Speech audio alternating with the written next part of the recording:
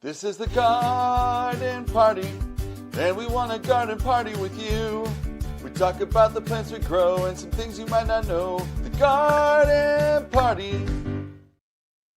Welcome, garden party animals. It is another beautiful Wednesday here on the garden party. I am your Texas garden guy, Destin Noak, coming to you live from Houston, Texas, where we cannot figure out if it's hot, cold, or what is going on. It was 37 degrees Tuesday morning, and it was 85 degrees this afternoon. So, I don't know what is going on, but that is what gardening is all about. So Josh is running a little bit late. He'll join us here shortly, but we got Phil. What's going on, dude? Welcome back, dude. What up, everybody? Your favorite plant parent, regular parent, juggling the two. Definitely tonight. If you hear any kids screaming, they're okay. They're just overtired and they don't want to go to sleep.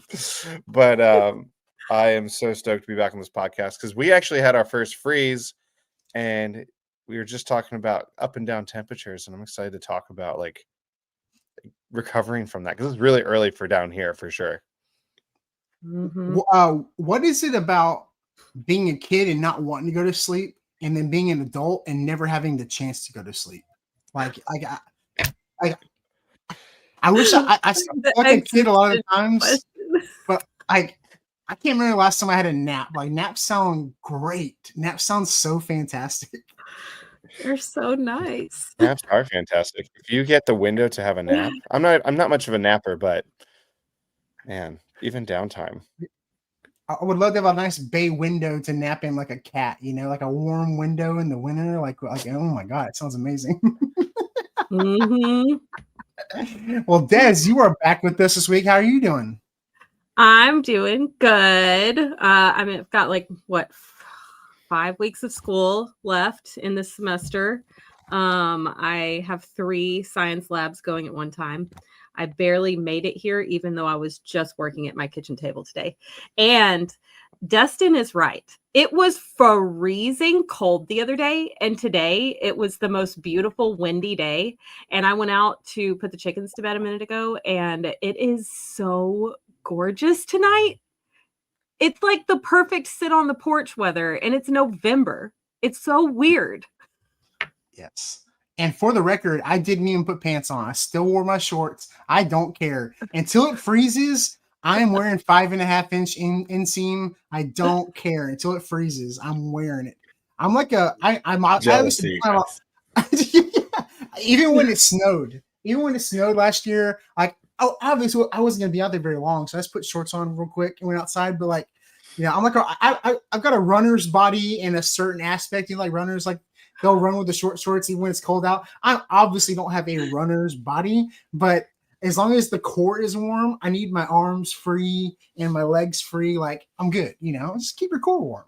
So, I know, but shorts and flip flops in the winter. I'm like, yes, y'all are crazy. Yes, 100%. Well, and someone who's probably a lot colder than us right now is in the Catskills. We got our first time guest, Ryan Watson. How's it going, Ryan?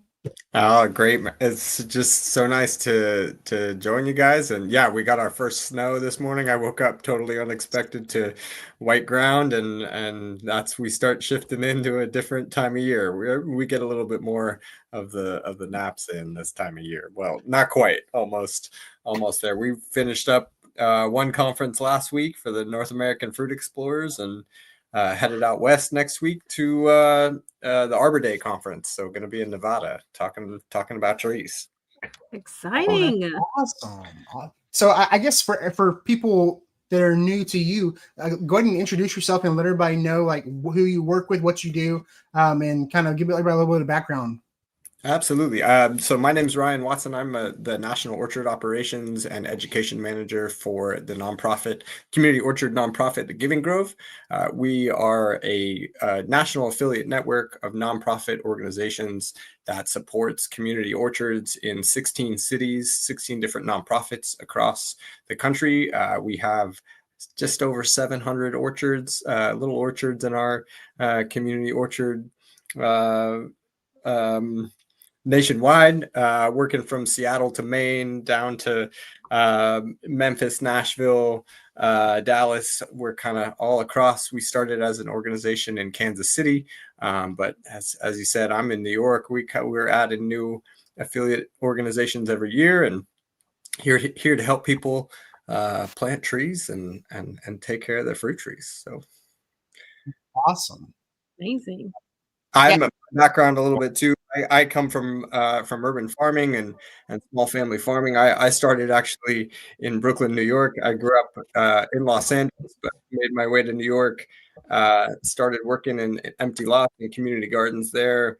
We ended up getting a spot at the Domino Sugar Factory and starting our own community farm and orchard there called North Brooklyn Farms. After 7 seasons there, I made my way up to the Catskills and fell in love with wild apples and making cider.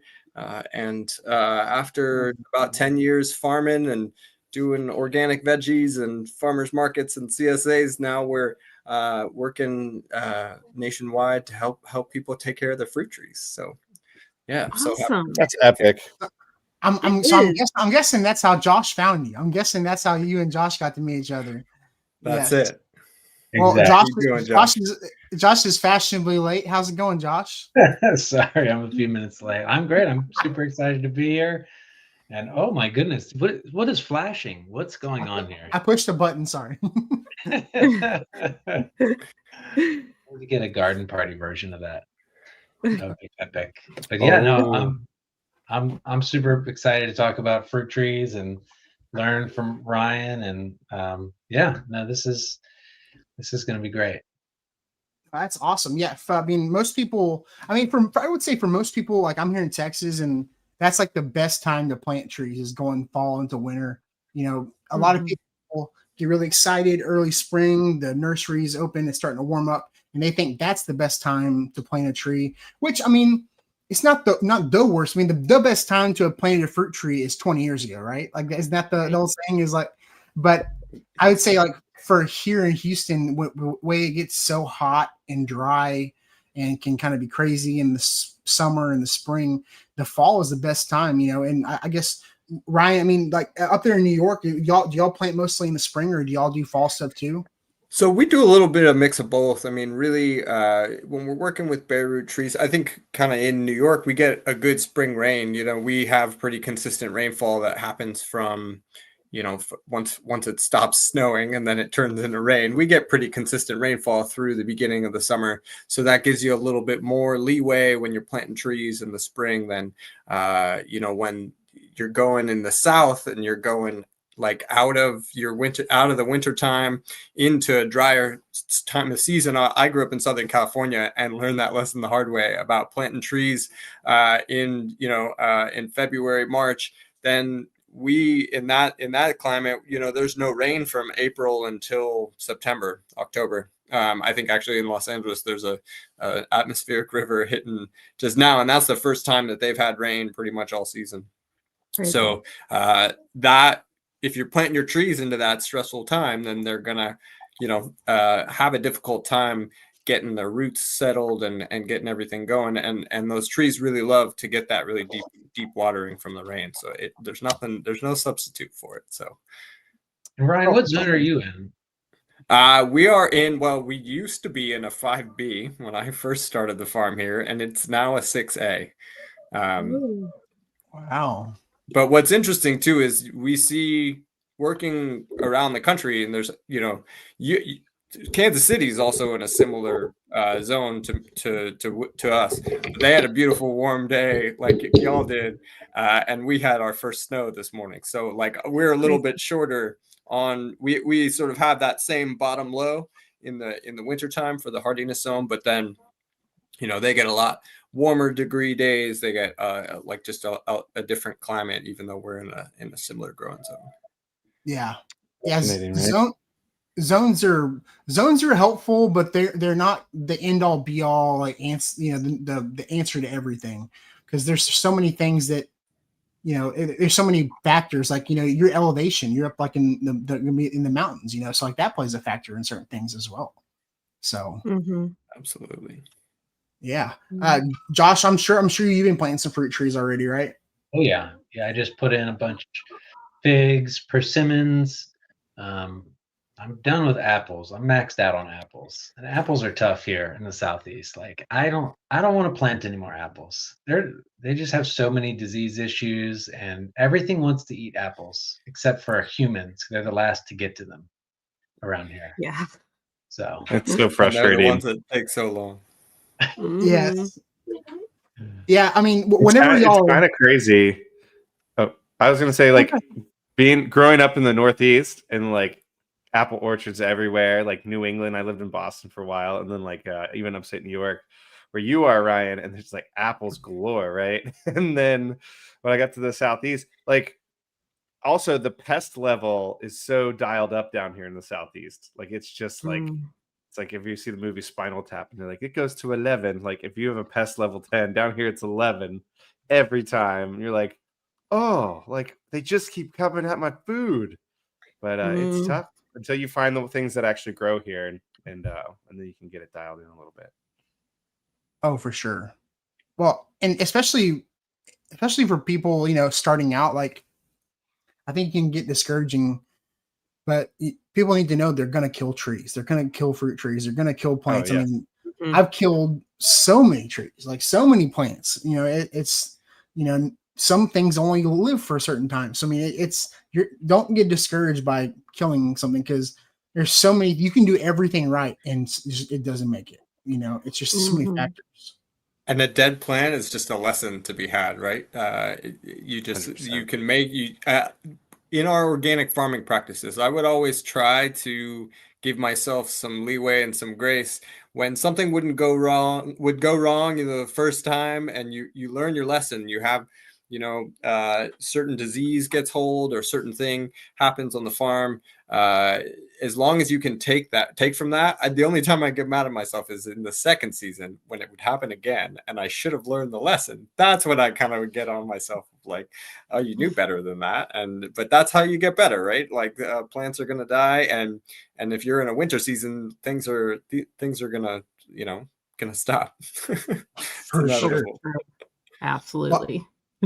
And I mean, here in Texas, I mean, apples, like y'all were saying, we don't really have many apple orchards like that. I mean, even our citrus orchards, we don't have the citrus orchards like we used to back in the day. It's kind of, I think every generation kind of has to diversify and change up what you're going to grow, because I remember growing up in like the valley, or growing up going down to the valley and seeing the rows and rows of grapefruit and citrus. And I just went back in like July.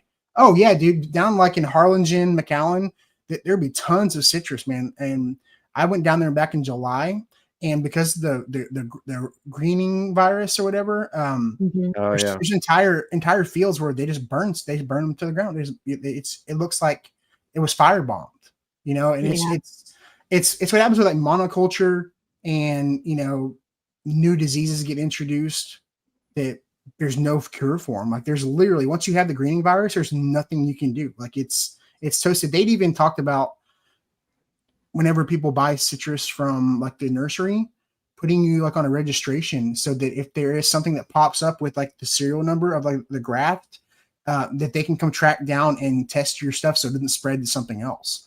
Just because I mean, it's crazy, but like that's ways to do things. It's wild. And so go ahead. I was going to say, and that's what we sort of see as a trend happening with our orchards across the country. It's, everybody's growing in different regions. All of our different organizations are doing things in their own way.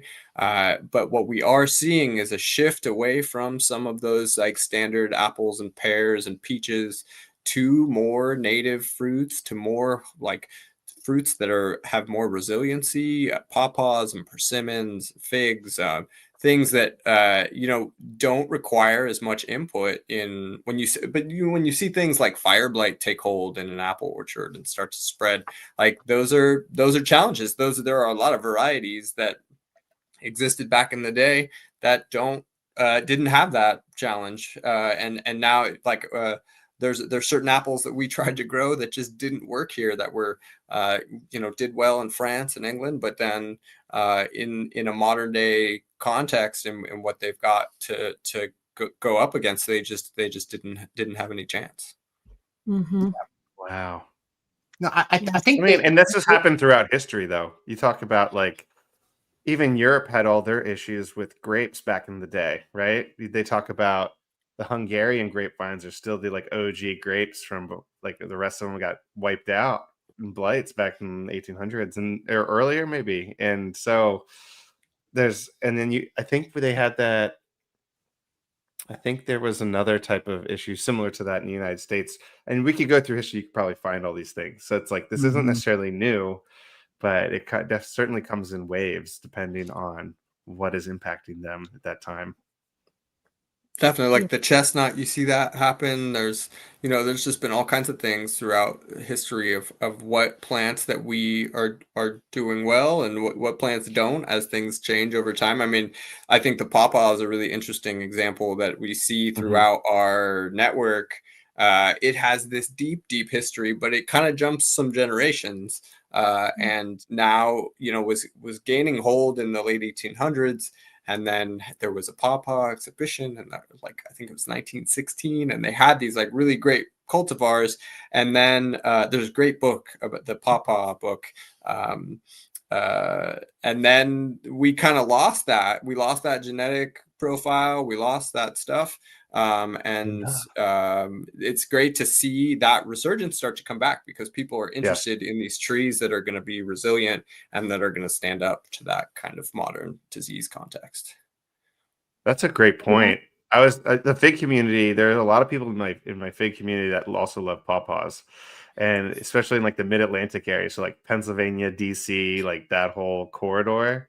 And I know people that go like pawpaw hunting, and they have varieties like Shenandoah and I don't know. I'm not that vetted in them, but I think it's a good thing to look into actually because they do so well in like middle story, understory brush and like dappled light.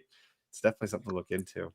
Yeah, and the babies, they like shade. They grow underneath black walnuts. They can take saturated soils.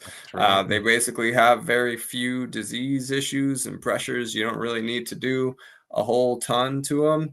The fruit is kind of not really well known because it's not something that can be shipped or is on supermarket shelves. But it does have this like real deep. You get into these some of the like Appalachian communities, and it's really like there's you ask your grandparents about the pawpaw, and there's some stories there. I'm gonna pull it up because it's such a unique fruit. It almost looks like an avocado. It doesn't even need bees. It just uses flies for pollination, right? Yeah, exactly. It's the fly, and the flowers are beautiful too. It's sort of like has like a dark chocolate fuzzy. So it's Native America's largest. It's North America's largest Native American fruit or native That's fruit. insane. And the It's flowers really beautiful. The flowers don't smell good. They sort of stink, and intentionally, right? Don't they attract certain pollinators that like the smell? Yeah, they're like going for the corpse carrion, like dead stuff kind of thing. And it feels, it's a tree that really has a long, deep history with from foraging and taps into some of these like kind of historical food bases that we have kind of lost a little bit of. But it's really exciting to see how much it's being re-embraced, and it's just such it tastes like a cross between a mango and a banana and a pineapple. It doesn't seem like something that should grow in temperate or cold climates, but it's such a cool thing of that. That's cool. I actually heard it was like George Washington's like favorite fruit or something. I don't know if that's right or not. Absolutely believe that. Is that why he was cutting down the cherry tree? It sounds like he cut down that cherry tree for a variety of reasons. It was probably a Bradford pear if it was Exactly. Stupid Bradford pears. You mentioned 1916. I was just looking that up. There was an American Genetic Association's nationwide contest to find the best pawpaw fruit, and people would win $50 for the best tasting fruit for a potential breeding program. So it was a big. What does the inflation calculator put that $50 at now? You're gonna have to look Is that up. A thing? And that's what I was thinking, like, what's the, and you get a couple of days off the tree before the fruit just kind of turns into mush. And like, what's the shipping options in 1916 to get this national repository? But that was the basis of, I think it's Neil Peterson, who's like the like the pawpaw guy, and the Shenandoah and those, a lot of those varieties are things that he has varieties that he's bred $1,500. over years, and that's kind of what our new, like, we're kind of at the cutting edge of pawpaw breeding. Like there's lots to be done out there, and pawpaw pioneers kind of I bringing the fruit wonder out all of the the things you can forest. do with pawpaw, like reducing seed size through breeding, or like shelf stability, all the things that you did, like all the things that, like, I think about this with figs. Like there's so many people that have tried to breed figs that are adaptive to climates, and I think figs, if you do have caprification, do it on their own. But if you could do that with pawpaws, that'd be pretty epic. I know that's one of the things they're doing. It's like I think some people experience some like stomach issues with eating pawpaws as well, so they're trying to identify and breed that aspect out. Also, the shelf stability is another thing that has kept them kind of as America's unknown fruit, I think, as well. Just like figs, yeah, it's just trying to like trying to cross that gap in breeding programs. I know the Savannah Institute, or someone from this, he was a guy that works for the Savannah Institute. It's got a pawpaw project I saw for the North American Fruit Explorers, and that's a group that I do some side work with, and they're fantastic as well. Have lots It's of cool... definitely a plant that I know loves to be in like the thicket or the woods, and I actually just consulted on some people in their backyard with growing fruit trees. They're like, my pawpaws didn't do well. I'm like, I know, because they're out in the sun and they're babies. I was like, right. Yeah, you're not going to want to hear this. They get Only sunburned when they're real young, easy. though.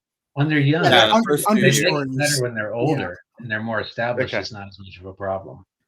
Right. Yeah, because they're in the shade when they get older. They don't fruit as heavily as they would. But they're a forest tree. They're used to that understory spot.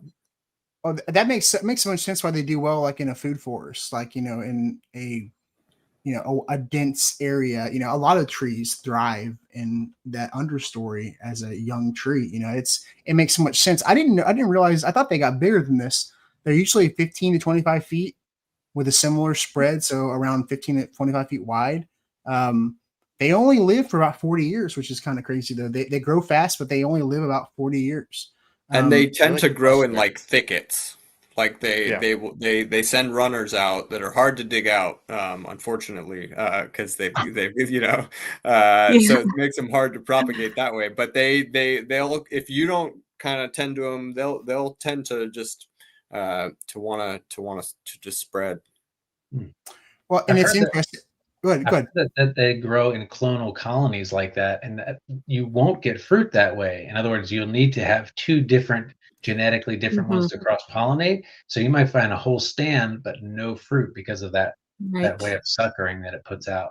Yeah, that's right. Yes, exactly. That's interesting. It's interesting because of the pollinators it attracts, the flies and the beetles. Because I think like what the magnolia tree is like a really old tree that like the flowers weren't designed for like bees and butterflies. They were actually designed for like being pollinated by beetles and stuff.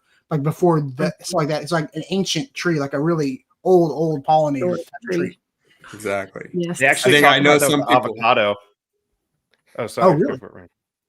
No, they say I know some people hang chicken skins underneath the trees, or like will hand pollinate them when they come out. But yeah, to attract the look at flies. the possums. Look at the possums coming too.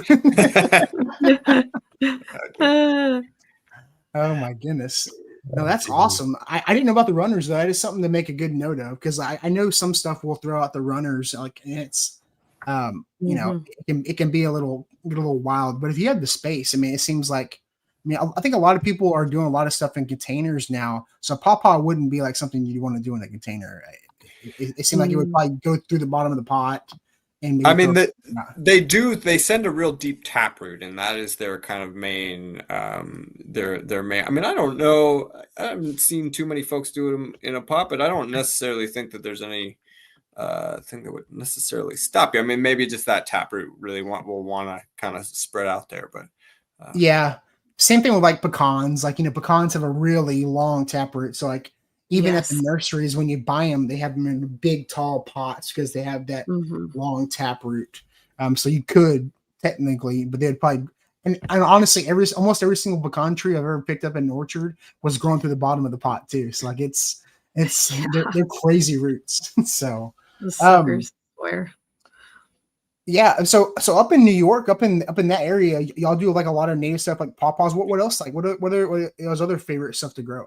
so I ended up here after I was a vegetable farmer, and then when I moved up to the Catskills, I became obsessed with apples. Apples have naturalized to the forest system around here. So at the turn of and there's a deep history of apples in this area. There were 14,000 named varieties of apples in the Catskills in the late 1800s. What? That's And this is Amazing. before fire blight. This is before we had any of those Yeah. kind of modern disease challenges. And so the first year that I moved up here, the apple trees that were just like scattered through the forest everywhere were just loaded with fruit. It was 2015. It was like the biggest fruit harvest, biggest apple harvest in a generation. I remember old timers, they told me it was in the 18 I think it was 1898 or 1899 that the Catskills shipped apples to every state in the Union except for California. That was one of those years, and it was just a special thing. We have all these apples that are each seedlings unto themselves, individual species that are different expressions of all different types of what an apple can be, not just the dessert apples that we see, but small ones that are tannic and super acidic and rip your teeth off when you bite into them. And then it's What? a cider maker's dream, right? That was just kind of Yeah. so it fell into making cider and grafting apple trees. And but yeah, we have ever since have just started adding more and more, learning as we go. But yeah, fell into the pawpaw wormhole last. I visited our affiliate out in Pittsburgh. They gave me the first fruits that I tried. I saved some seeds. Make sure you keep them moist; they can't dry out. Cold stratify them over the winter. I would totally recommend the like open air pruning boxes, which is you just build like build a raised bed with landscape with the mesh netting at the bottom, so that those and then cover it on top so you can super dense trees and seeds and nuts and stuff, and get a bunch of trees going. And now this year How deep would you make those boxes? I'm just curious because I'm thinking about building one. Like I mean, 12 I inches think, probably? yeah, like as long as you're at about 12 inches, I think you're probably good there. I mean, the deeper you can do them, the better. Another really great option too is to use like bulb crates. That's a really great way Yeah. because you get that same air pruning effect. And especially if you kind of dense them together is a good thing, because you just want to be cognizant of like just losing water to evaporation. So if you keep them, I guess kind of dependent, but I think where you guys are, and especially like if you're doing pawpaws, you do them in the shade. So that's a great way to kind of get them started. And yeah, I mean, I think it's really great to see how people are interested in a wide diversity of different types of fruits. And mine started with an obsession with apples, and then working with different folks around the country. Went down to North Carolina, and the Chickasaw plum down there is like a really a great expression of that. The American persimmon as well. And just starting to see, I love the way that these things tap into deep food cultures as well. Like for me, cider making was an expression of the fact that we have all these wild apples, and my cider mentor told me that like making cider is basically just the same as a tomato, as a gardener canning their tomatoes at the end of the season. So And we have this long history that it taps into when you start talking about pawpaws and wild apples and all that stuff. So when you say making cider, like fresh cider or like fermented, like hard cider? Well, it starts as fresh cider, but it always does for hard cider. Yeah, that was definitely the thing. I mean, go back 2 or 3 generations, and our grandparents, they were farmers. I grew up in Los Angeles. I didn't know that my grandfather's hobby farm had 400 chickens, and during COVID, when we had 75 chickens, I realized that my grandfather was not a hobby farmer, right? Yeah.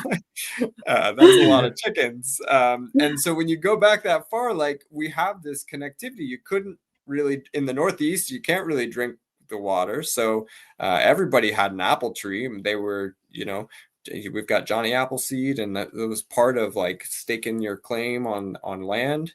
So we see that tradition of making cider, and that was something that I unknowingly at the time moved into this place that had this 300-year-old, 200-year-old tradition, and now here I am today. It's so cool. No, that's awesome. And real cider is a lot different than like Angry Orchard. Oh, indeed. Yeah. When I lived in New England, I used to homebrew beer a lot. And actually, I learned historically, like, there was way more cider available long time ago than actual beer. And so people actually depended more on cider as their drink in their pint glasses. But I also learned, like, I went out and I would make my own cider. And it was the coolest thing. And I bring my fermentation bucket up. And, like, it was called Phil's Apples. Not because it was Phil, but it was kind of a bonus.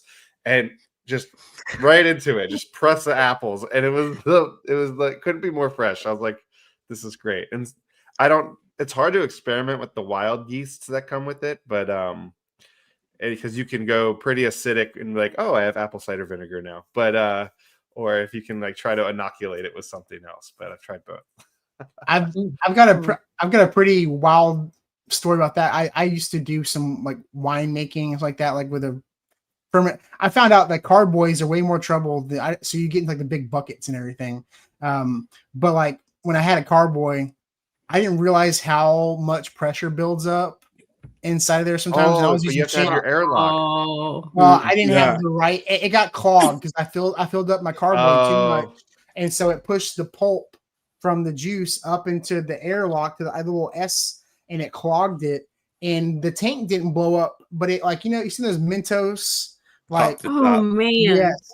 And it was like I think we made prune wine because my wife's grandpa was Czech, and he used to make a lot of that growing up. And so it was dark purple all over the carpet in the apartment, all over the ceiling, in the apartment.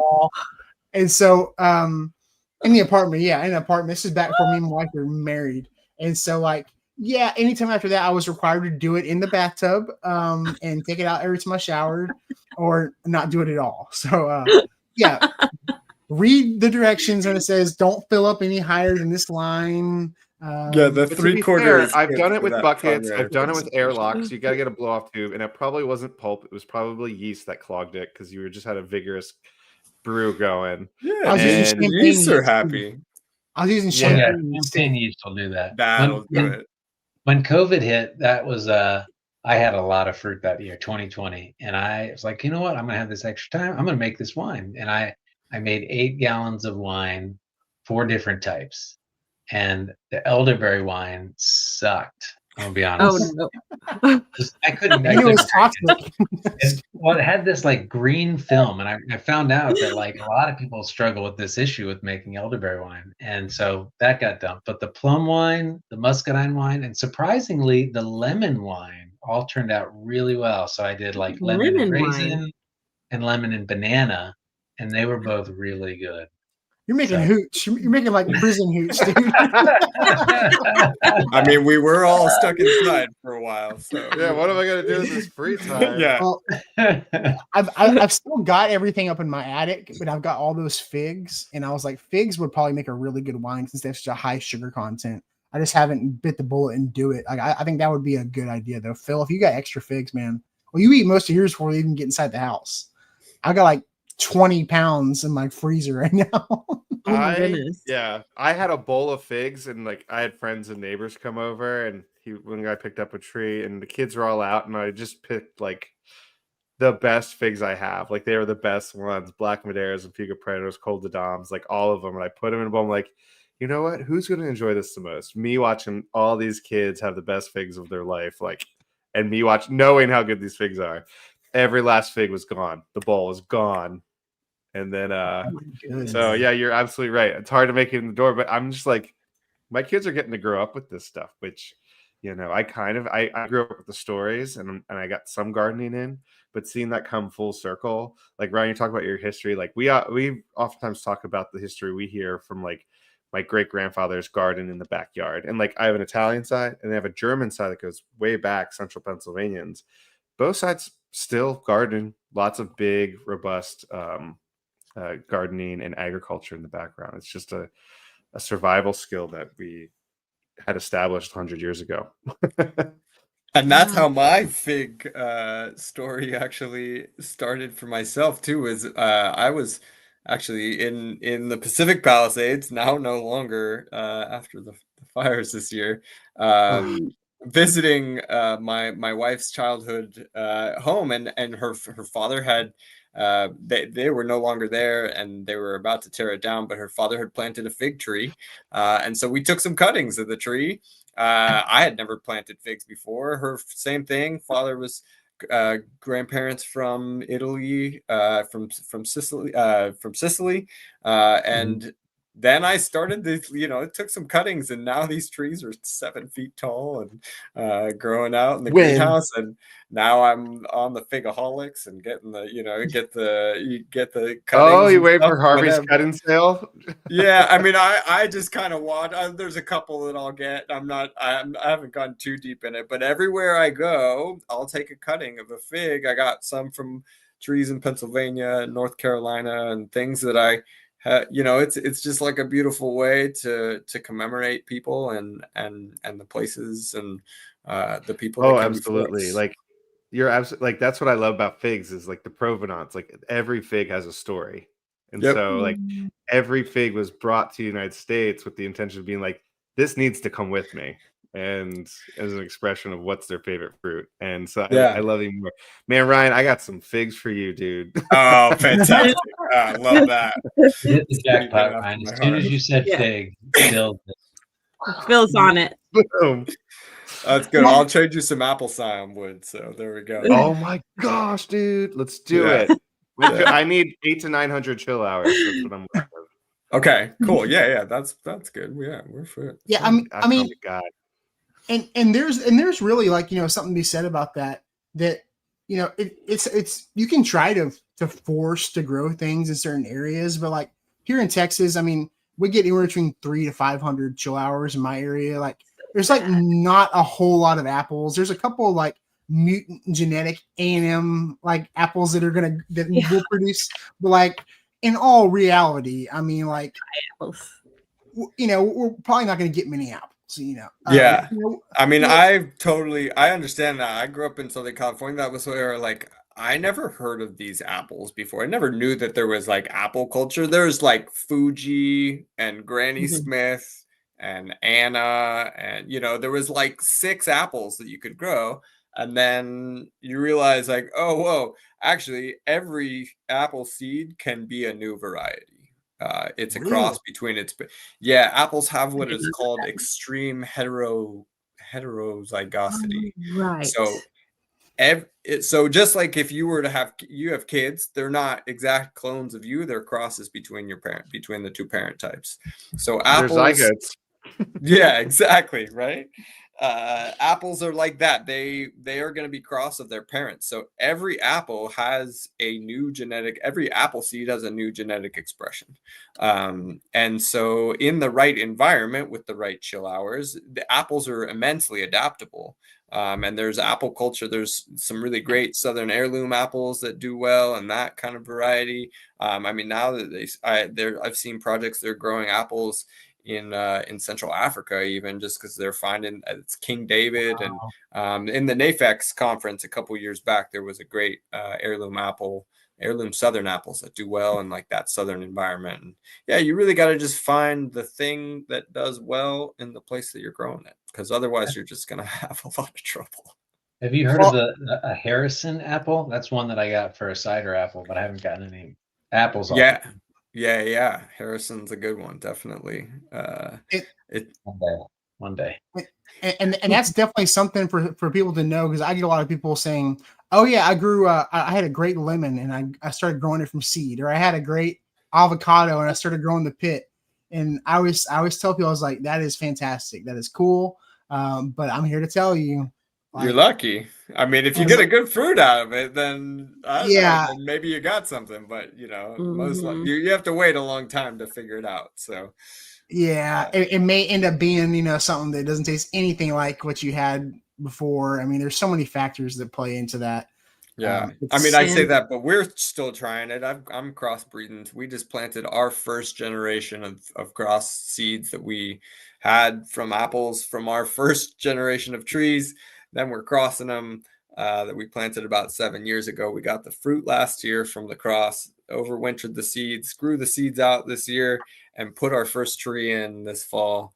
A red-fleshed apple that I'm super excited to see. But you know, I'm like thinking like 7 years and then another 7 years to get the fruit. Yeah, it's like, and we can shorten it a little bit by grafting it onto like an existing tree to see what that fruit is a little bit earlier.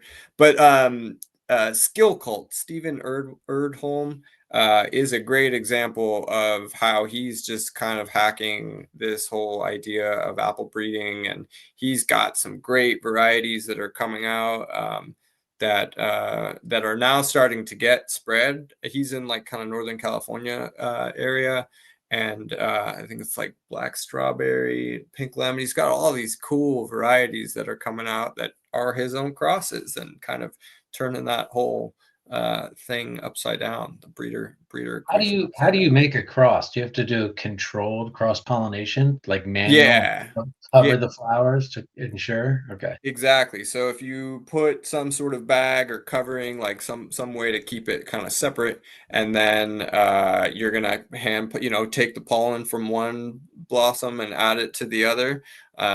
Mark that flower, mark that fruit, save those seeds, give it the like this cross by this cross number, and then grow them out and see. I mean, it's good for folks that are in those more southern areas. It's going to happen a little faster. You got a little more time in your season. But yeah, I mean, who knows? Why not? Like somebody said that they're like, oh, you're playing the long game, but it's like, yeah, but I don't know. It's we all are. The Red Delicious started out somewhere as a wild seedling, like you can license that. You can make money on that, right? Because isn't it every time somebody buys a licensed variety, it's like $5 back to the creator, some fee, right? Yeah, usually like when you buy like some of those, there's a royalty that gets paid back to the, like the Franklin cider apple is one that we grow here.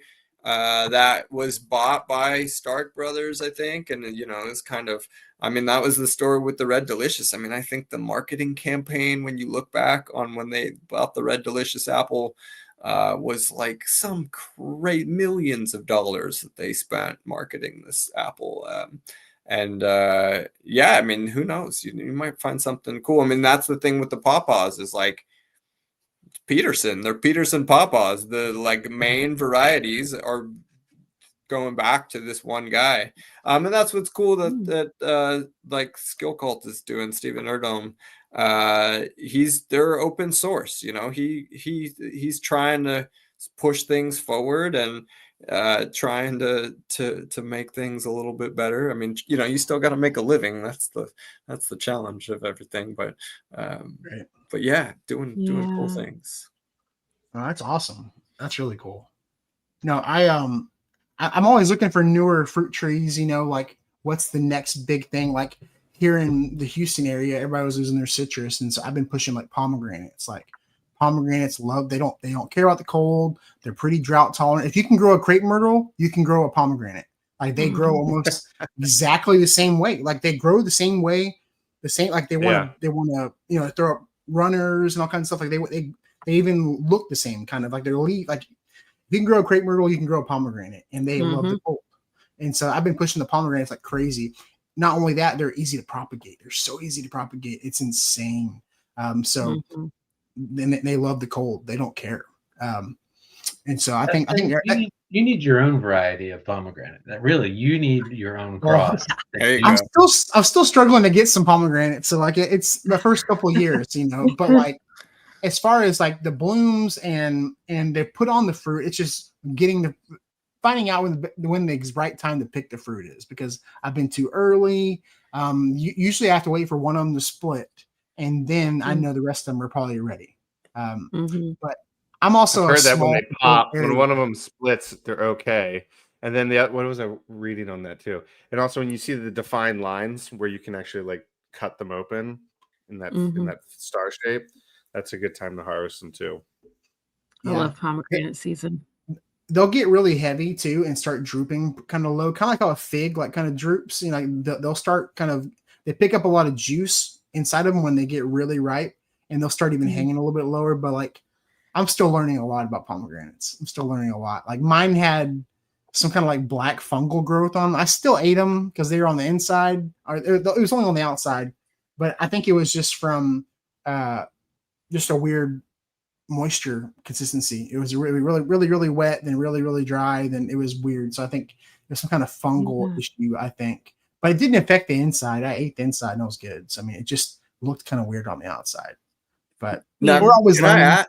Can I ask, because you guys are in a more southern kind of climate, do you have to do any like beneficial sprays or any, are there any things like that you guys are focusing on to, I think for a bunch of us in the Northeast, especially you're growing apples or whatever, it's not really an option, or you're going to see some stuff happen if you don't do anything. Right. Yeah. I mean, figs, so we do copper fungicide for fig rust. Fig rust is a big issue for us here in the Southeast. Yeah. And so managing that and the thing is you have to like do it preemptively, because once you see it, it's too late. And then it's not going to kill the fig tree, but and you can use, what is that? Soluble sulfur as well, but that can burn the leaves too if it gets too hot. Where copper fungicide has a wider range of temperature tolerance without affecting the trees. So those are something you always have to count on. I think figs have some other pests. If I can find out a squirrel spray and I can spray it and the squirrels leave it alone, that would be the best. It's called the pellet gun. Yeah. Just pack them up, mail them to my house. No. Here are these squirrel carcasses. I'm just kidding. But that's something that we really recommend for people to do if you're having trouble, and even if you're not really. I mean, this is the whole point of these sprays that we do. They come from Michael Phillips, who is just kind of like the organic apple guru. His book, The Holistic Orchard or Organic Apple Grower, really kind of paved the way for dealing with organic fruit, organic apple production. And the basis of these holistic sprays, it's a spray with neem oil, with liquid fish, with kelp and effective microbes, a little bit of molasses if you like. But essentially, like, you're feeding into the real deep health and nutrition of the tree 4 times in the spring as the apple blossoms start to open up, or as your peaches start to open up. And the neem oil kind of takes care of insects, and also providing omega-3, the fish emulsion. You're giving all those things that the trees need up front so that they're at their most resilient to be able to take care of that stuff when it does end up starting to get a hold of the trees. So I would definitely, we've got some great resources on the website, workshops on holistic spray that's recorded on givinggrove.org/workshops, that I would totally, that's the guy. He's the man. And there's just so much interesting stuff there about the underlying ways in which fruit trees are getting their nutrients, and it can be a little dense to get through, but I would highly recommend taking a look at his books. I'll put a link in the comment section for that. Perfect. Not the Olympic And then what were you swimmer. saying was on your website, Ryan, about the spray that you were talking about? So on the Giving Grove, one of the things that we do, we are really there to be a lifelong resource for folks, because once you plant your tree, that's just the beginning of it. So there's lots of things. So if you click up there, we've got our orchard education page, and that will sort of show you a bunch of different resources we have for pest ID,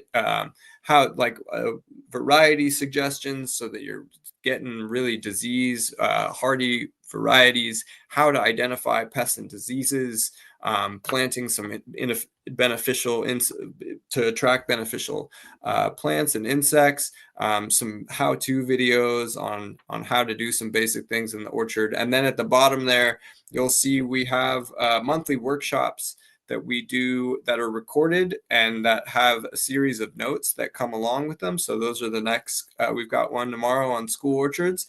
And then the ones at the bottom there's the holistic spray, the pruning workshops, for folks that are just new getting into fruit trees.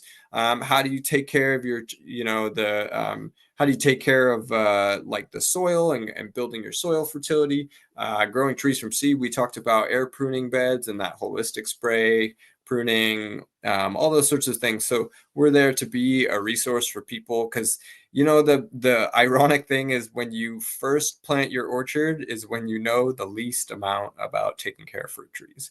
And that's when you're making those decisions that you're gonna maybe like thrive or struggle with based upon which variety you choose. Like, I didn't know that French variety, Medal d'Or, was a fire blight magnet, and it would probably die if I planted it. Now I know that, and I have the wisdom of people who have come before me to at least tell me, hey, that's not your fault. That's just the way it is. And so that's like with orchard growing, that's what we try and do, is to learn from our mistakes and to help make those decisions, so that you'll have an easier run of it as you go along. Because if you start in a tough place, it's gonna be an uphill battle for sure. Mm-hmm. Sure. Absolutely. I have Josh, the holistic spray here. I'm holding on to that. It's gold. I mean, I see my trees.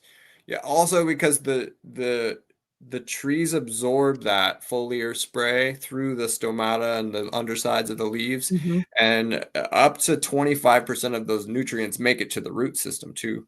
So you're feeding into the soil system, you're feeding into the tree. And I know this kind of, there's the standard idea of a spray is something that we use to kill stuff, or something that we use to control pests and diseases. The neem oil works a little bit in that way. It does have a functionality that's toxic to insects, but it also is feeding into the underlying needs of the tree. It's going to give you the minerals and the nutrients. That's going to make your fruit healthier too. It's going to add those into the fruit. So like you're doing something that's going to effectuate more beneficial, like you're building a snowball downhill. The more you build those nutrients, the more resilient those trees are, the more resilient they are when those pests and diseases eventually show up in the summertime. So we're big fans of the holistic orchard sprays. And obviously the best thing to do, like neem oil. Some people are pro. I love neem oil. I use it all the time. But just make sure you read the directions. Make sure you read the directions, and stuff that anything can be harmful if used improperly. So if you do your research, you apply it at the right time, stuff can be used safely and effectively without doing harmful damage to, like, say pollinators. Like, I do it really late in the evening, and I have not had an effect on like honeybees or bumblebees or late. I have not seen a drop in that. So like, as long as you're not spraying them directly, it has time to dry, you're usually good.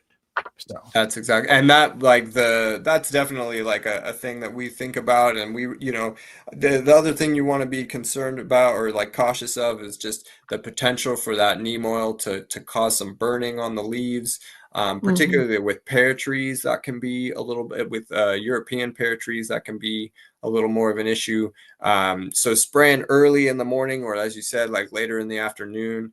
Karanja oil is another alternative oil that's utilized, kind of like neem oil, that also does that. And then along these lines too, one of the things that I love too, that you can take into your own hands and do yourself, are these Korean natural farming technique sprays.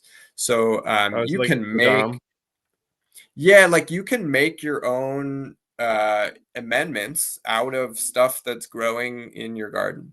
Yeah. Particularly like weeds and stuff that Yes.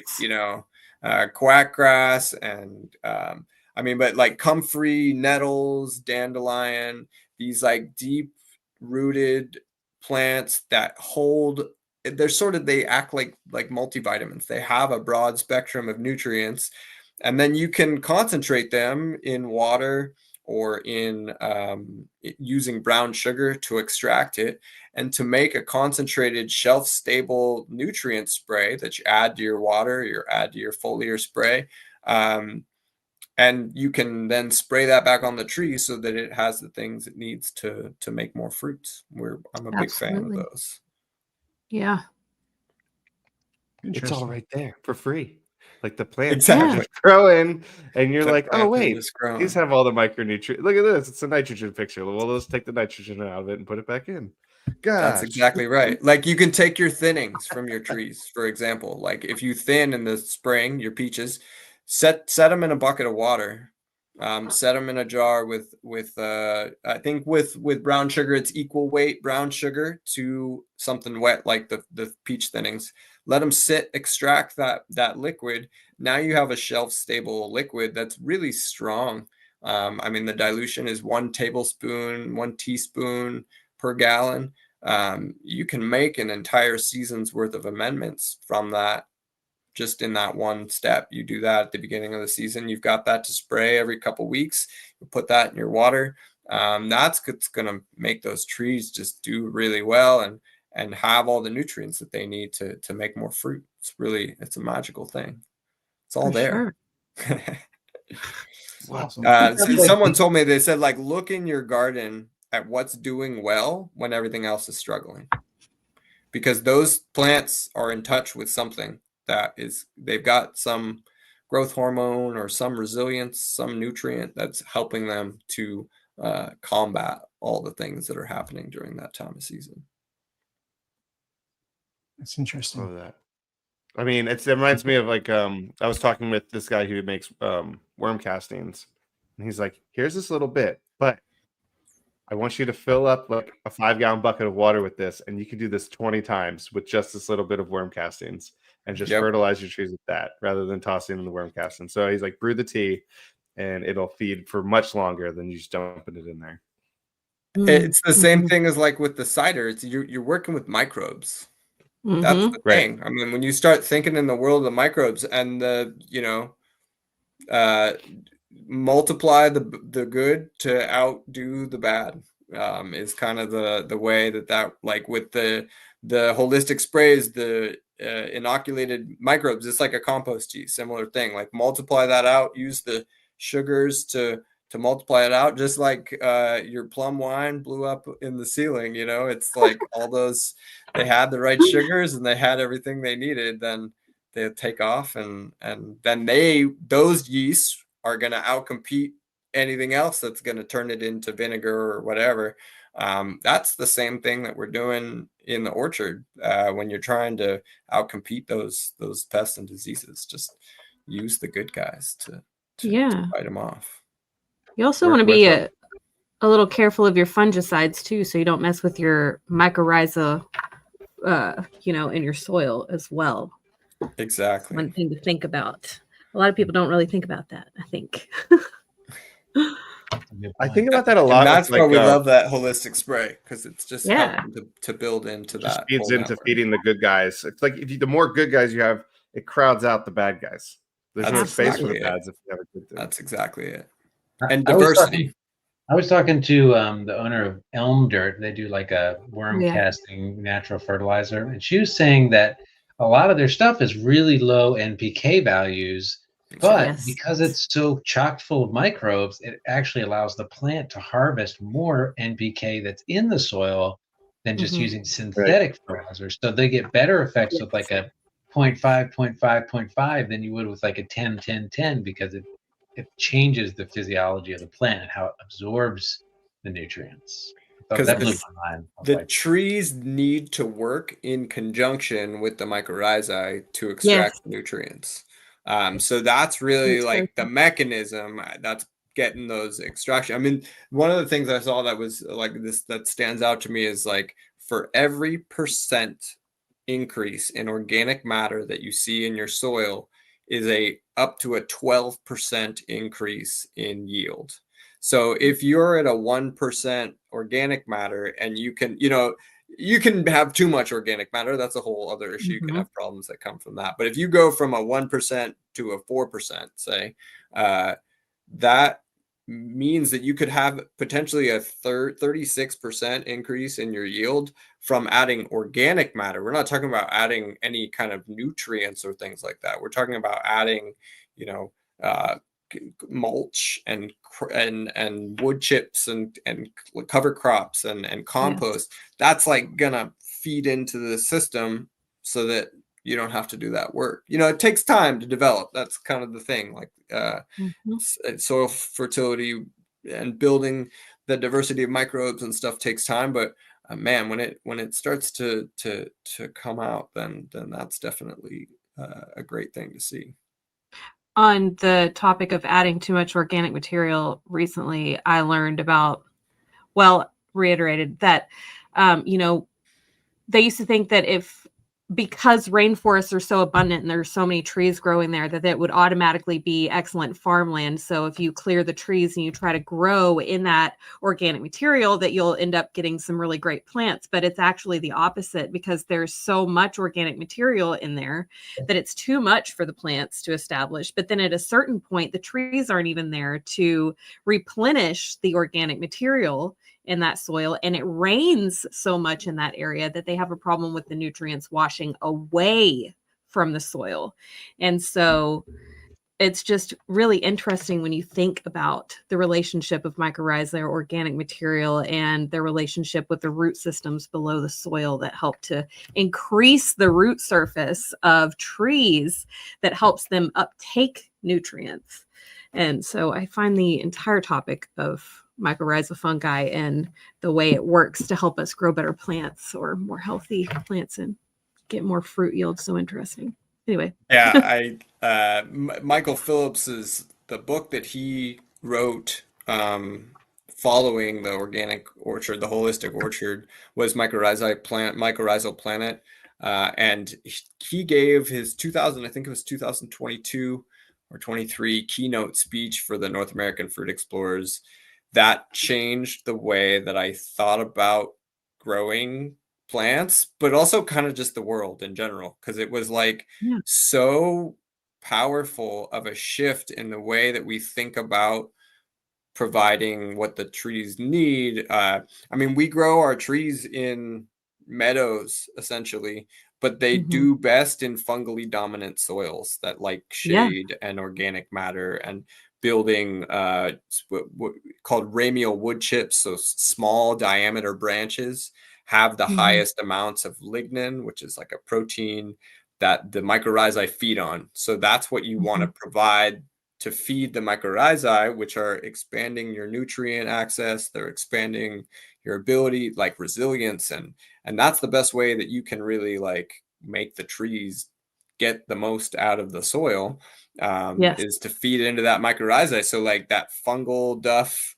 forest edge ecology is kind of what we're looking for. So like cover cropping, adding diverse sources of mulch, and understory management with a diversity of trees. I mean, there's apples come out of the forest in Kazakhstan, right? Like they want to be in conjunction with other trees and other plants. To put them in a monoculture doesn't completely makes sense to the way their biology is made up. So like Exactly. go with the way those, with the way those systems have been set up that are way more complex. But I would totally recommend for folks to check that out. It's really eye-opening in terms of thinking about the way that the systems are there already. Yeah. They're Yeah, doing it. It's true. I mean, it's in all aspects too. Like I'm a big surfer here in North Carolina on the coast, Yeah. and if you follow George Greeno, his best fins that are really popular in today's surfboards are based off of the fins of tunas, and you're like, oh, it's all right Cool. there.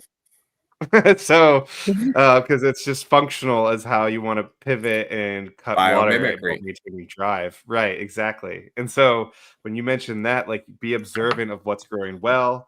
And that's, I think as gardeners, we love to observe anyway. We'd love to see that new leaf pop up on the tree. We love to see the fruit develop. We love to see it thriving. And so if we can just take that one derivative, is what you're saying, and look at the surrounding pieces that are where things are thriving. I mean, you see it as gardeners. Like I've thrown things over into my thicket. It's like my compost pile. That's not my compost pile. And I look, and all of a sudden it's alive again and thriving. And I was like, so I just had to ignore it and put it in the woods. Is that what I had to do? Yeah, So exactly. That's kind of sometimes, I think as farmers and gardeners, like observation is the strongest skill set. And sometimes I see the things that you neglect, that you forget about, that are growing with a bunch of weeds. Those are the ones that are doing the deer not touching them. They don't have any bugs on them. They're looking really good. Right. Sometimes we just get in the way, I think, I threw So all I my look at it, I'm like, onions. don't Exactly touch it. right. Just let it do its thing. I threw Yeah. all these onions that I pulled from my beds. So I was like, I'm not waiting for these to get big. And I just threw a bunch around my fruit trees, and they just were laying on top, nothing. Then all of a sudden they're like, all right, I'm gonna start growing. And then the roots planted down. And now I've got like all these onions that I threw away that I thought would rot, started growing and flowered and seeded. And I'm like, are you serious? Beautiful. Congrats, Josh. The Love best That is stuff how you're always supposed to grows grow out your of the onions. compost pile. Exactly.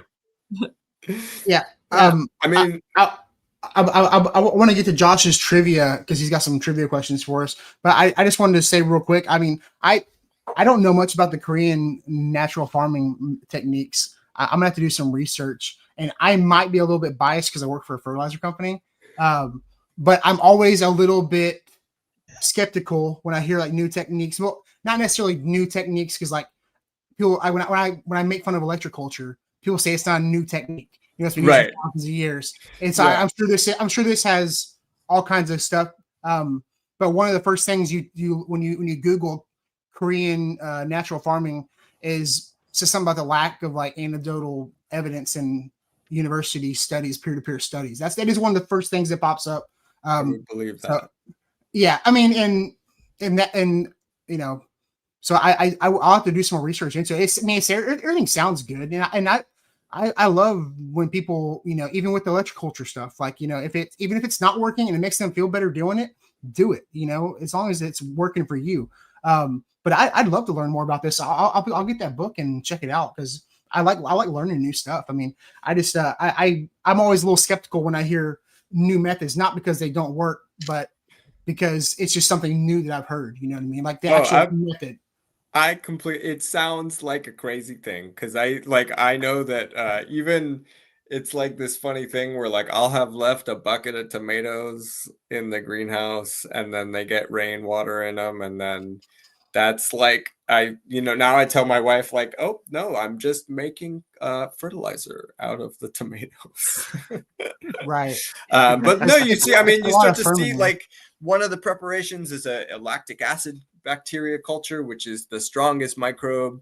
One of it's present kind of all over the place. All you got to do is take rice water, rinse that rice water. You make some yeast that it starts to make a starter culture, and you add that milk to it, and then it functions sort of like a hydrogen peroxide for fungicide usage. It helps to kind of crowd out, like as Phil was saying, crowd out the bad guys with the good guys.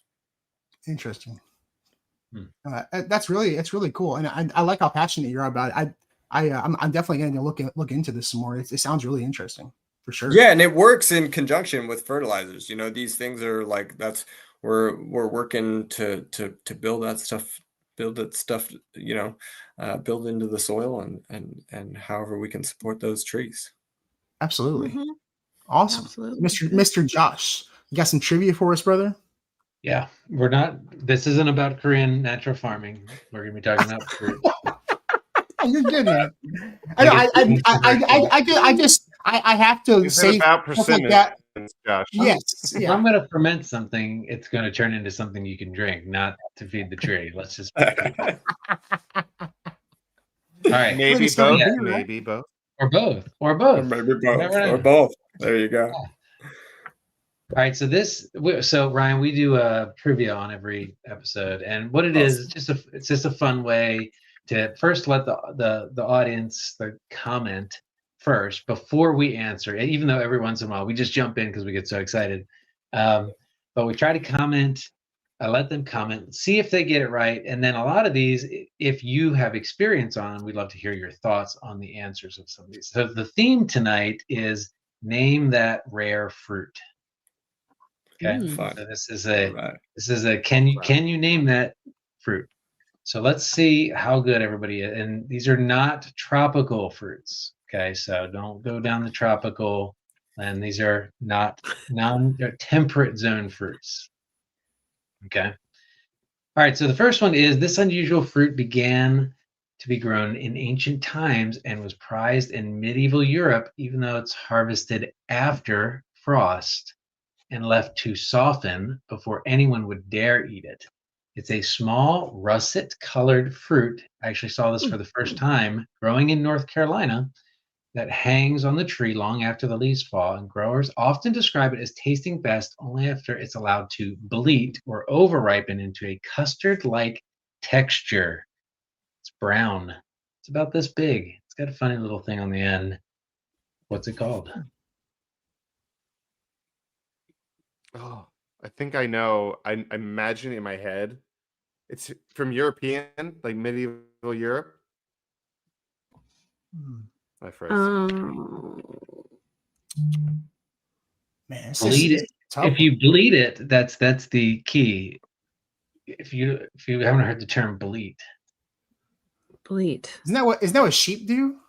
It is, but it's the process of ripening this particular fruit until it becomes soft and edible. Okay. Oh, Jay got it. Yeah. That's what it That was is. going to be my Jay guess. of course, Jay got it. That's what gonna it be my is. guess. Ryan, do you have any experience with medlars? You know, I have, I was thinking quince initially, but then was like, that doesn't match the russet. And then my head went quince medlar because I feel like they often go together. But to be honest with you, that is the first time I had actually heard about what the fruit actually looks like. It's weird looking. Interesting looking, man. Yeah. I love it. It was the frost thing. That was the part that was like, and it's not a tropical fruit. I mean, you can grow it in very temperate and cold climates. It looks like cross between a potato and a persimmon. Yeah, and it becomes brown mushy on the inside, and that's when it's right. In fact, you can't eat it until it becomes like that. I wonder who figured that out first. And these are not native. These are from Europe. I think they're from Europe. Yeah, that's so interesting. Okay, ancient fruit. Wow, I like this. This is good. This is good, man. You got keep going. All right. Let's do the next one. This fruit I went grows down rabbit holes and read about it. This fruit grows on a hardy tree that thrives in cold climates and was prized food for indigenous peoples who dried it in winter and mixed it in traditional dishes. The berries that ripen to a deep purple often taste like a blend of a sweet blueberry and an almond, sort of a mealy texture to them. I personally think it's more like a blueberry and an apple when I've tasted them. But it's got this unique flavor hidden inside the tiny little seeds that are in this berry. And it also makes a beautiful street side tree. So if you've watched any of my recent videos, it might have been highlighted, pruned, and looks often like a crepe myrtle. Interesting. but it's not. Now I don't And it know. has multiple names. So I'll give it to you if you get any of the names that it goes by. You've got so many rare like fruit trees that it's hard because like you've got like 1,000 fruit trees at your house. Like this is so And tough. I am growing this one, so I do have this. Yeah, one. Josh. You're like- Josh, did you bring this to me as a I gift? thought I had it, but I think I'm wrong. Can I ask, is this also a native tree or Yes. can be? Yes. Okay. This is a native Okay. tree. I think I know. And I think I know in which fact, one I this one read an is. entire book about the blessing of this fruit, Yeah. and it was like sort of like giving back life by harvesting this fruit and sharing it with your friends and family. There's a whole It book. does have multiple names to it. Has multiple. Ryan knows it. Anybody I else? know I'm it. not That one I know. I'm not going to I don't embarrass know. myself by guessing. I think did Jake hit it? I think Jay got it. Jay is just man. Jay's He's so on it. good. not Ryan, even tell us about the serviceberry. Do you know much about that one? You know, I Okay. love serviceberries. They're one of my favorite kind of native fruits that we recommend for folks to plant because also known as the Juneberry. They taste, I think, kind of like a cross Mhm. between like a blueberry and an apricot. They've got little seeds in them and really nice flavor. Also a native tree, beautiful white flowers in the spring, but when they get that really deep purple color, are really beautiful. But I actually have a story. This year I was in New York City, and it was June. It was June. It was serviceberry season, and I just couldn't get enough of them. And I'd walk down the street and grab them. They plant them in parks and stuff in the city, and there was a community garden who had some hanging over, and they were just so ripe and perfect. It was like the day to pick them. And I'm picking berries from the garden, and a woman walks past and said, "Oh, I thought that those were poisonous. I didn't think you could eat them." I was like, "Oh no, you should try them. You can definitely eat them." And she had been gardening for 30 years in that garden and had never tried them before. Oh, no. And then the next, like a young family came down the street and was like, "Can we eat these?" And she was like, "Yeah, absolutely. They're so good." And it was just a really sweet moment. I think the same thing Robin Wall Kimmerer talks about in that book of this like I have the book, gratuity, actually. you know. It's like it's the service, it's like the giving economy. You get that reciprocity, and it is a great example of that. So yeah, I highly recommend folks to try them. And there's all kinds of great cultivars that have all kinds of It says great traits to that them. they'll grow from zone 3 to zone 9. Wow. There's like some Good. there's some Canadian like Saskatoon varieties, but there's a Mhm. downy serviceberry that can grow from zone 4 to zone 9. So that's good. interesting. May have to get one of these. It looks cool. Yeah, that's a good I'm one. definitely getting some of these. I think I had Yeah. the chokeberry. That's what I had, Josh, from you. Oh, that's right. Yeah, the Aronia chokeberry. That's a good one. All right, you ready for another one? Yeah. Let's do it. All right, Yeah. here we go. This shrub produces tiny speckled red berries that shine like jewels and are packed with more lycopene than tomatoes, even though many gardeners know it more for its vigorous, fast spreading growth. Some even call them invasive, and I've personally seen that happen, where they've originally were introduced for erosion control and wildlife habitat. One of my buddies that I've been mentoring sent me pictures to ID this here because it was growing on the edge of the woods. It now pops up everywhere along roadsides and field edges where you can eat this tart, sweet fruit that ripens in late summer to fall. What rare fruit could this be? That Did grows Mike get it? No. No. Dang. Okay, that was gonna be my guess too. So Shrub. It's very invasive. Red very berries and speckled. There was Also- one you showed like a strawberry plant. Like it was like a strawberry tree. Like it looked like, is that what it is? No, that's a different one. That's a more like semi-tropical. That's the next question. It's the next one. No, Also that- sort of known as a Oh, wow. medicinal, like medicinal berry. I think it does have a lot of medicinal uses, antioxidant, anti-inflammatory properties. Yep. And spreads real That's spreads very real well. vigorously. Oh, just Yeah. like goes I think- everywhere. Pops I think up that was from seed and from underground rhizomes. Dang. It's not mulberry. No, Birds will mulberry. shred it. God. Oh, Jay for the win. I bet you Jay again. got it. Jay, Mandinas? how do you do this? No, That's Jay Dixon. Autumn olive. Oh, autumn olive. yeah. Doesn't have another name.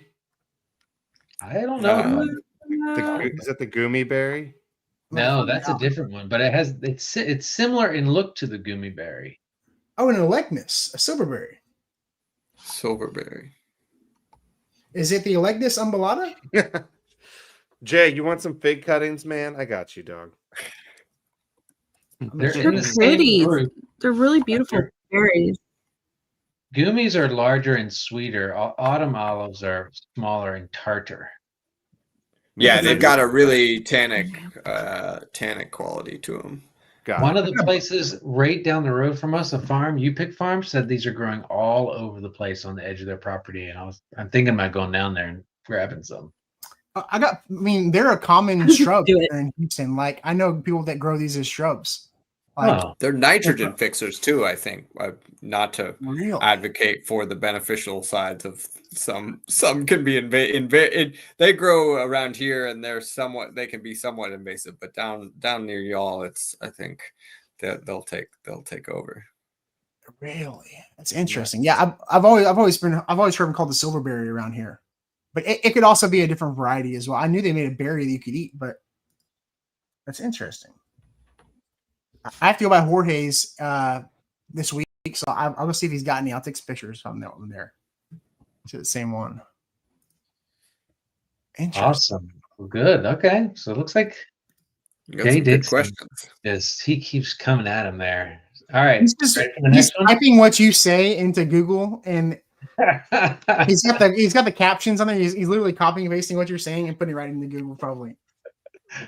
That's probably what's happening. All right, this one grows on a tree that you know, but the berry you may not. The fruit comes from a species of flowering dogwoods that have been cultivated for thousands of years across Eastern Europe and the Middle East, prized both for its early spring blossoms and its tart, jewel red harvest. Yes, this is an edible dogwood berry, but what is it called? Its oblong berries are often simmered into syrups, preserves, and even liqueurs, thanks to a flavor that deepens as the fruit softens. You don't want to eat these too hard. I've never eaten one, but I have seen a few of these trees for sale. I really want to grow one. Does anybody know what the name of this edible fruiting dogwood might be called? Dogwood, I don't know. I have no idea. These are good ones. Yeah, I'm gaining an education tonight. Yeah, this is a double black diamond question. These are the non-tropical fruits you may not have heard of. I want this one so bad because the fruits are sort of funny shaped, more elongated than round. Guys, Josh was just shopping this week and he wanted all of these plants. And we did trivia about these. It's not rose apple, is it? No, that's too. Share your shopping list. Nobody's gotten it in the comments yet. Brian, do you know what this one is? No, I don't think I do. Okay. Last chance. It's not like a buckeye, right? No. It's called the Cornelian cherry dogwood. Oh, you know what? It's called the Cornelian cherry dogwood. That's what it is. That's what I meant to say. It was on the tip of my tongue. In Miami, they're like shrubs. Right. They're like hedges. They grow them like all. Really? I remember I was down there and was like, "Wait, there's these Cornelian cherries growing all over the place." Like, but yeah, they've got a cool shape to them. But they they do them like topiary style. Like, oh really? Yeah, cool. It's a cool thing. I'm gonna need Josh to build an infographic of this fruit that he puts out this week. In case you missed it, these are all the weird fruits I talked about this week. There you go. Wow, it's a beautiful tree. Look at the green, the yellow. Oh my goodness. And they are more oblong, like you were saying. Yeah, they're very different shaped. Oh, I'm guessing if these are in Florida, do they actually fruit? I wonder if they have them chill out. I'm thinking of the Suriname cherry. I'm sorry. Oh, I'm confused. That's hopefully that I didn't spoil an upcoming question. No, but that one was one of the options I thought about. So, all right, this one you might get. This one's a little easier. This is an Roquefort. an ancient fruit that's been cherished since antiquity, with golden yellow skin and a perfume so strong it can scent an entire room. Yet it's almost never eaten raw because it's so firm and astringent. The flesh. In fact, I saw this when I visited the Biltmore. There was a small flowering shrub which had this. Oh, You need I to think I cook know. it, and it transforms Yeah. into this rosy, fragrant treat that's used in preserves, pastes, desserts. It's actually really common in home gardens in Europe and here in America up until the 1800s, until it fell out of favor and is very rarely grown anymore. I have a guess, but it's probably wrong. I think Go for it. I know what it is. I think I know what it is too. If nobody's no, I'm not gonna say it. I don't want to be dumb. No, I'm gonna do it anyway. Is it? Can I say it? is it an apricot? No, it's not an It's apricot. not. See? I'm done. I knew it. Let's see. So it's a this is weird such- shape. by the way. I thought when I first saw them years ago, I thought, is that a pear? But then I realized, no, these grow in these little thorny shrubs or mid-sized shrubs. They're not really like full big tree fruits. And I It's think a fire blight magnet. I think Jay Dixon might have Is gotten it. Jay got it. Yeah, wait, Yeah, Jay, that's what it was. that is what it Queens. is. Oh wow. You know what? It's a quince. But that would That make makes- sense that they went out of favor, right? As fire blight starts to take in, because they're the most susceptible for fire blight. That you're gonna get it on those quince trees. So So I don't know a I lot ate about one and fire it didn't- blight. If Didn't taste good. we were I gonna can tell you talk that. about you it are real quick, so I'd love to learn lucky. more. Down 'Cause I down just here don't in know what it Houston, is. I only ever seen them grown as like ornamentals, and they're some of them. I guess is there a Chinese quince like that's like grown for like bonsai? Like as I see like some of these Vietnamese nurseries, and like a quince trees are like popular like in Vietnamese culture or something like that. And I might be thinking of a different fruit. Yeah, I know. I mean, I know I see them mostly making jams and kind of like like a paste. There's like a quince paste that's common. But the fire blight is a bacterial disease, and it spreads particularly it spreads in wet weather, and particularly when you get storms that are opening up breakage in the trees and openings in the trees. It can spread through like the vascular system of the tree. So particularly in the spring when blossoms are opening, that's why we target that holistic spray to hit at those like kind of sequential points as the trees are opening up, because each blossom is a potential like infection point for the fire blight. And it'll spread through an orchard, it'll kill a whole tree, it'll kill a whole orchard really. And so for growers in the Northeast, in those like kind of humid climates, the fire blight can be rough on certain varieties of, particularly on European pears, quinces, certain apple varieties. It can be a challenge for sure. Gotcha. Destin, type in flowering quince because there are just ornamentals as well. Right, and that's what I see a lot down here is the flowering ornamental, because they do have beautiful foliage. Yep, Yeah. that's what I saw when I saw them. Beautiful. Like the red flowers like that. Yes, Gorgeous. and there's like a bonsai nursery down here, and like if you go like in January, February, they're just waking up and they have these beautiful flowers, and I think they bloom around like Chinese New Year. And I think that's why it's a popular thing around that time, I believe. Gorgeous. They're pretty. They're really pretty. It's like a tree on fire, a bush on fire. Like beautiful. That's awesome. Dude. I love the Do we have time for one more? That Or was no? great. Yeah. Yeah, This we one do. is all right. We'll do one more. This is a hardy shrub. I actually have two of these, and they're fruiting, and they make these little red fruits, and they're very hardy, and they're extremely prolific in their flowering of this pink or white blossom in early spring, like one of the first to flower, long before most other fruiting plants even wake up. It's got these bright little red berries that ripen quickly in early summer, so it also fruits really early. But they're sweet tart. You might only want to use them for pies, but they're incredibly cold tolerant. It's one of the most cold hardies of this type of fruit. I don't want to say the name, but it's a favorite among birds and homesteaders because it's so easy to grow. It keeps small in a bush size, and it's prolific in its harvest. So what could this rare fruit be? It's a more rare form of a more popular sweet fruit you might know. I think I know. You're getting me with this stuff tonight. This is good trivia tonight. It is. It's always good trivia, but I tonight have a solid guess, but I have a little guess. I'm gonna wait for these. All I right. see some stuff filtering in. These are not correct. These are not correct in the. Yeah, the no. So if anybody wants to throw out a guess, Phil, Des. It's not. Is it a goji? It's not a goji, but that's a really good guess. A lingonberry? Acai.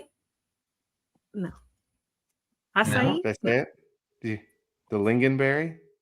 A lot of times you'll see these types of bush fruits sold on TikTok shops.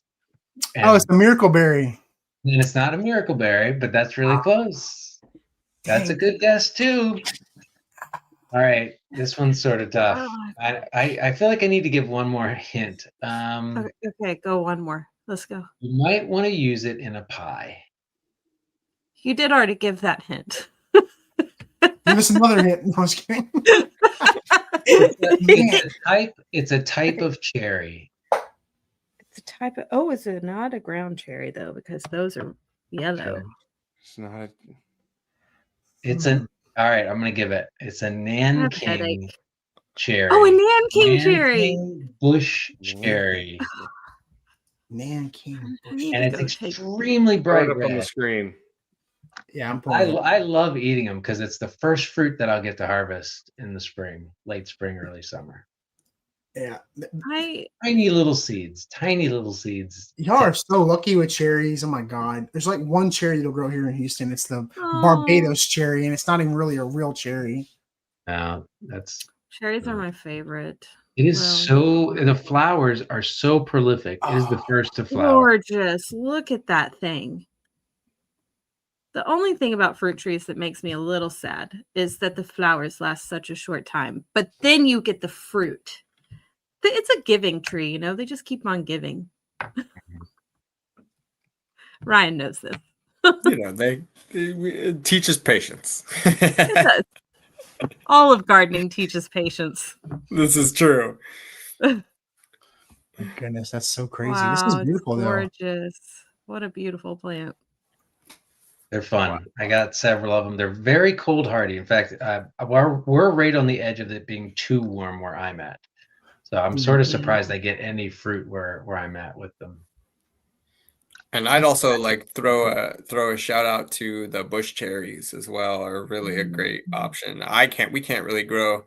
Our cherry trees don't really seem to do well up here, but the bush cherries do great, and they look how pretty those are. They are so prolific, and they grow more like shrub. They grow sort of more like a shrub than a tree, and can really just like the Romeo and Juliet series. They're really great. The difficult thing is it's hard to get a hold of them because they're only licensed to a few growers. That are mostly up in Canada. So if you can find them, get them. Wow, those look like one out of stock, 150. Yeah, well, those look like the ones like you buy in the store. Like it looks like the cherries you buy in the store. Like those look delicious, man. And they're prolific too. They're great. I love those Hood River cherries from HEB, man. Those, have you ever had them? Oh my god. I'll crush a bag of cherries. I'll sit there So yeah. spitting out pits for like an hour. I'll crush a bag of cherries. Which apparently, like, you're not supposed to do that, right? You're not supposed to eat. Didn't say there was like, isn't there like there was like a president who died from eating a bunch of cherries and drank milk. Like he drank milk and ate a bunch of cherries. I swear, I'm not making that up. I think they said, I thought the thing was that they were trying to say it was the cherries that killed him, but it's not actually true. It probably isn't. It was the He just did happen to eat. It was coincidental or something. I don't know. So it was Zachary Taylor, it says. He said he reportedly died after eating cherries and drinking iced milk on July 4th, 1850. Yeah, I think it All bad. random. All right. Do we want one more? Should I do an easy one? Yeah. Make us feel good before you Be magnanimous. Give us a gift.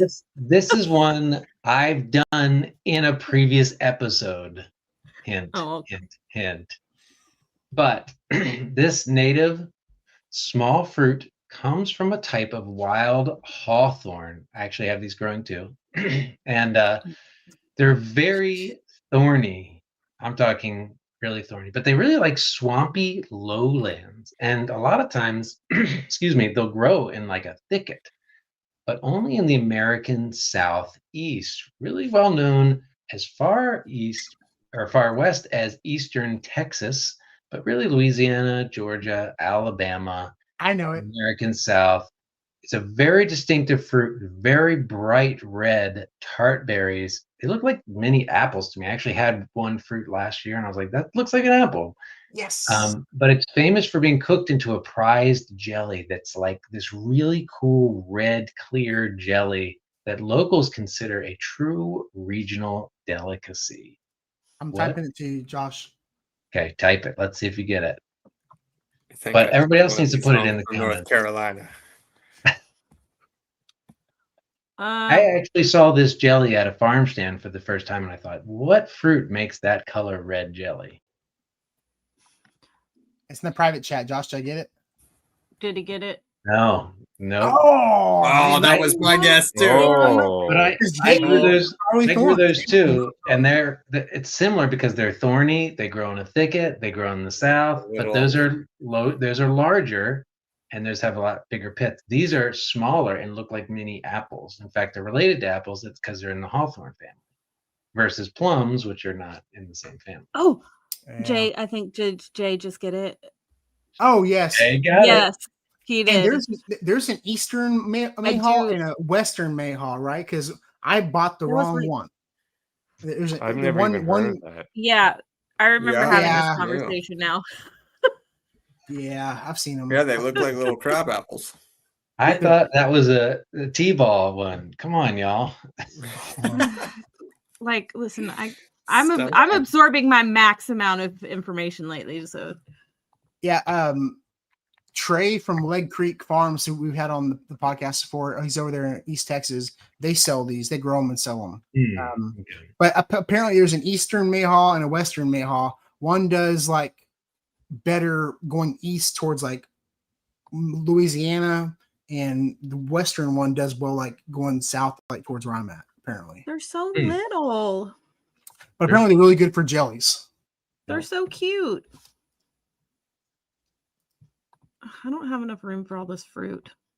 Yeah, look at the jelly color. See how it's that like clear pinkish reddish. If you ever see that jelly, you'll know that's from mayhaws. It might be a little movie magic though. Have you seen like when they do like Pizza Hut commercials and they glaze it with like clear spray paint to make the cheese look hotter? Like, you know, that might just be fake. That could be fake advertising. It's just antifreeze. It looks like yeah. watermelon. Yeah. So beautiful. Oh, I love it. That concludes our trivia for tonight. Thank you all for playing. Fantastic. Those are great. Thank you all for, using every single ounce of your brain power to figure that out. That was learned a lot of new things. I have a headache, but I learned a lot. You added a fruit to my list now. I want to time to crack into that plum wine now. Oh my goodness, that sounds really good. Actually, that sounds really good.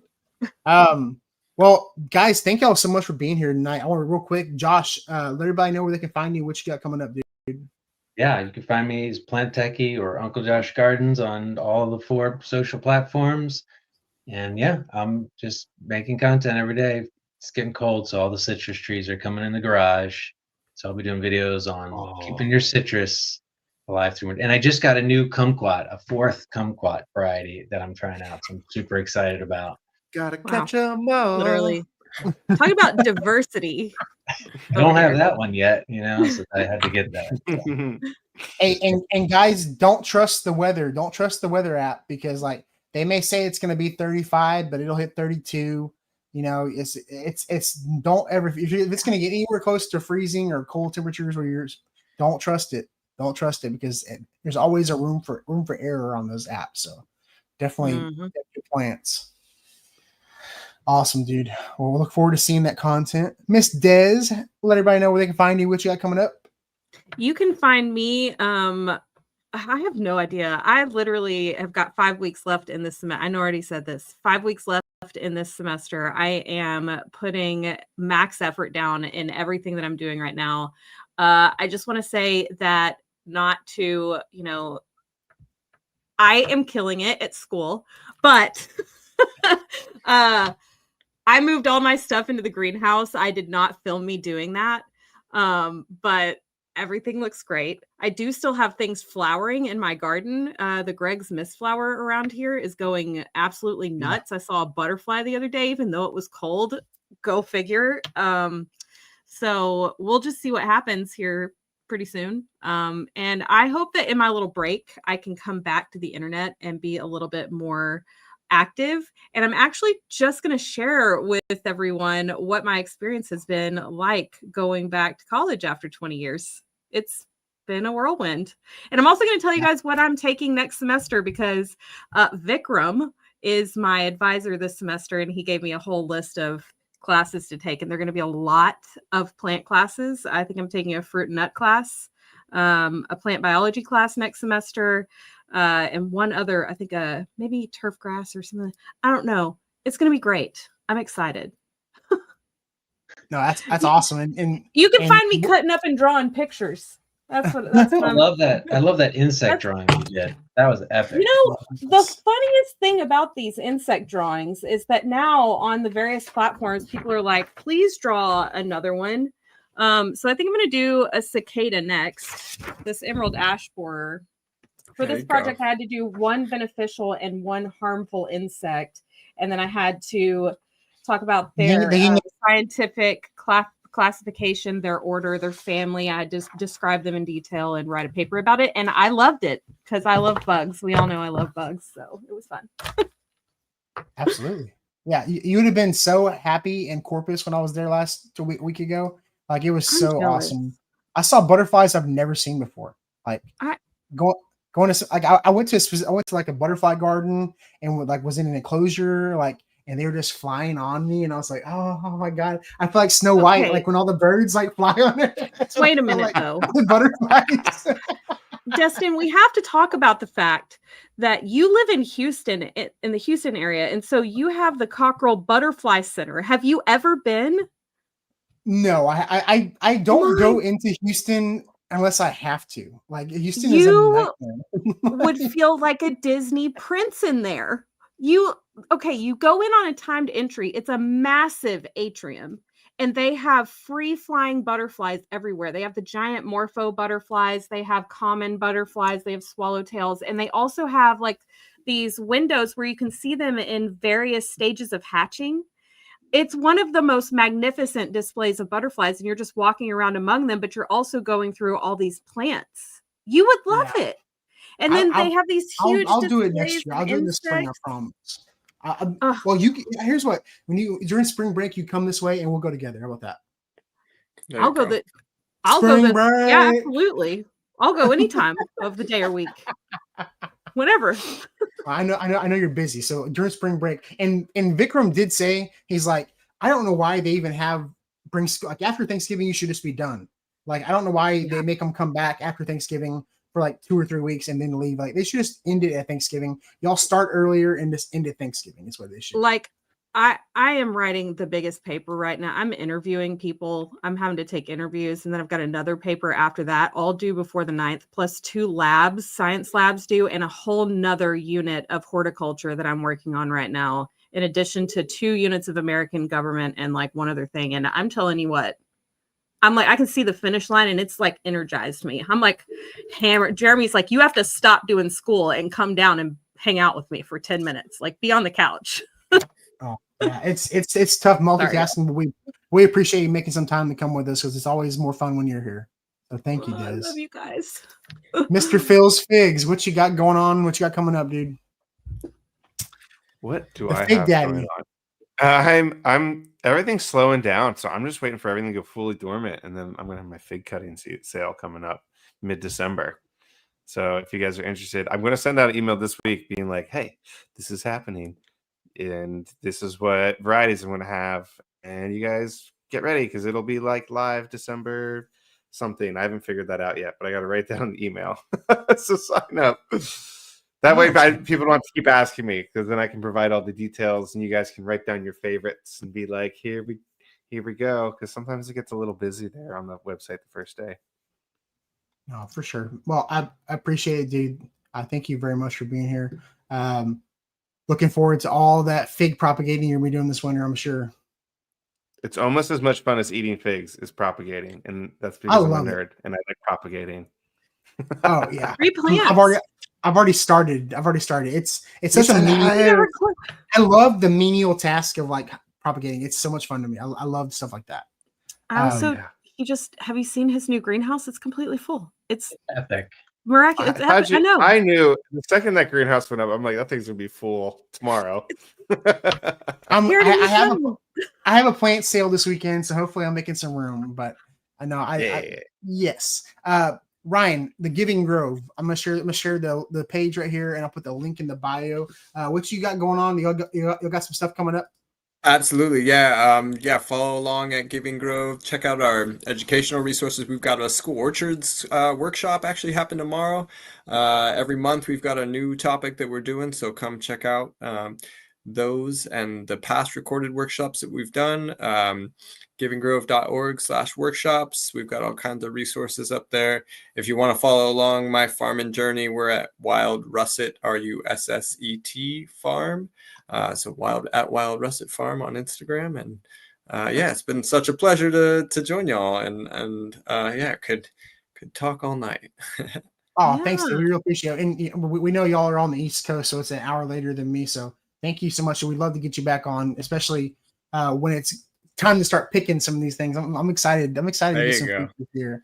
That's awesome. Well, thank you very much. I will be at Paul's Desert on San Antonio. I've got my final sale of the year. I got a bunch of desert roses I got to sell. So if you want to support me and help me make some room in my greenhouse, come out to Paul's Desert because I've got like 1,000 desert roses I need to sell before like the end of the year.